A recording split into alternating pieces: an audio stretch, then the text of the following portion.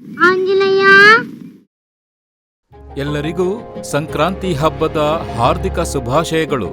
ಬೆಂದಕಾಳೂರಿನ ಶಿವಾಜಿರಾವ್ ನಮ್ಮ ರಾಜಧಾನಿಯ style king ಶಿವಾಜಿಯವರು ಬಿಎಂಟಿಸಿಯಲ್ಲಿ bus conductor ಆಗಿ ಸೇವೆ ಸಲ್ಲಿಸುತ್ತಿದ್ದರು.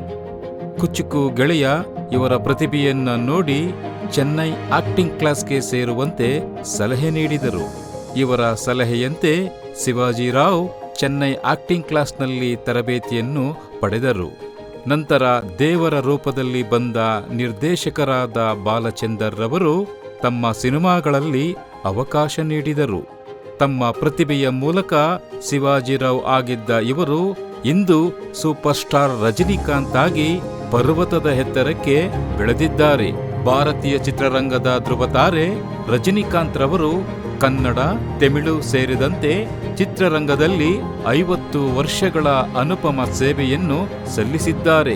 ಇವರು ಇನ್ನು ಹಲವಾರು ಚಿತ್ರಗಳನ್ನು ಚಿತ್ರರಂಗಕ್ಕೆ ನೀಡಲಿ ಎಂಬುದು ಅಭಿಮಾನಿಗಳ ಮಹದಾಸೆಯಾಗಿದೆ.